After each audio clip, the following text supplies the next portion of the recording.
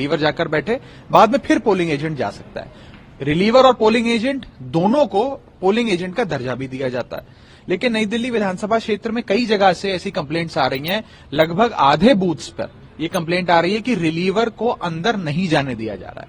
जो सुरक्षाकर्मी polling station के बाहर तैनात हैं, वो हमारे रिलीवर्स को अंदर नहीं जाने दे रहे हैं।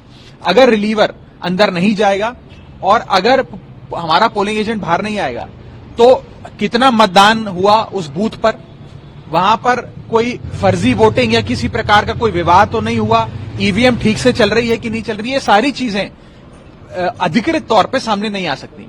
इसीलिए मैं सारे प्रशासन से ये मांग करने आया हूं। अभी जो डिस्ट्रिक्ट इलेक्शन ऑफिसर हैं उनसे भी हमारी बात हुई है, उनसे अनुरोध किया है कि हमारे रिलीवर्स को अंदर जाने की अनुमति दी जाए, नंबर 1।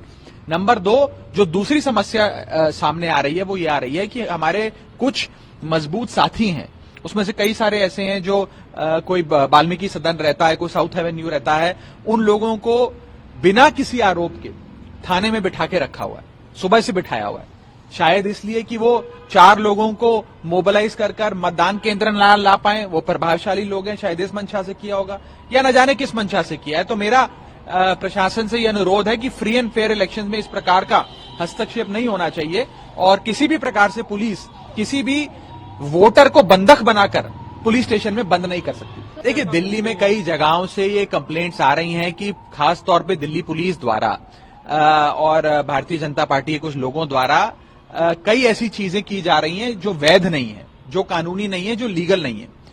चुनावों में एक निर्धारित प्रक्रिया फॉलो हो, एक लेवल प्लेइंग फील्ड सबको मिले और एक फ्री एंड फेयर इलेक्शन हो।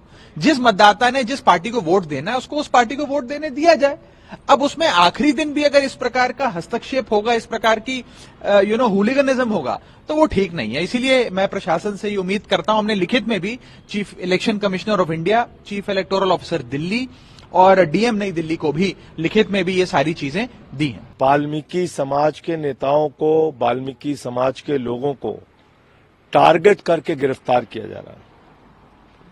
वाल्मीकि चौपाल के प्रधान उदय गिल जी को मंदिर मार्ग थाने में गिरफ्तार कर लिया गया।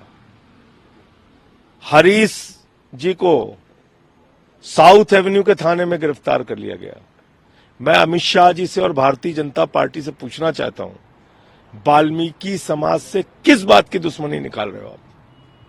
टारगेट कर करके आप गिरफ्तारियां कर रहे हैं।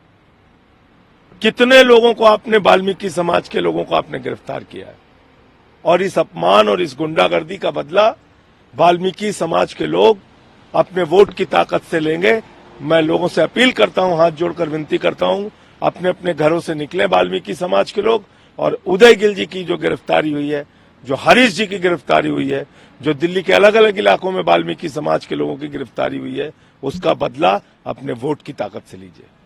सर, कई जगह झगड़ों की भी खबर आ रही है। चुनाव आयोग के नाक के नीचे सब कुछ हो रहा है, तो इसलिए समझा जा सकता है कि कैसा चुनाव आयोग दिल्ली में करा रहा है।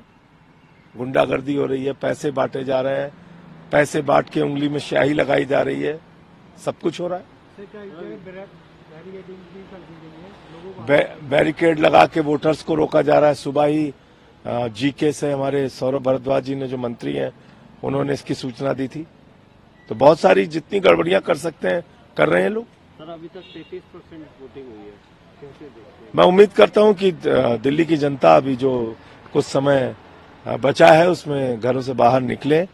और मैं अपील करता हूं हाथ जोड़ के कि शिक्षा के लिए, स्वास्थ्य के लिए, बिजली पानी के लिए, अपने बच्चों के भविष्य के लिए वोट कीजिए।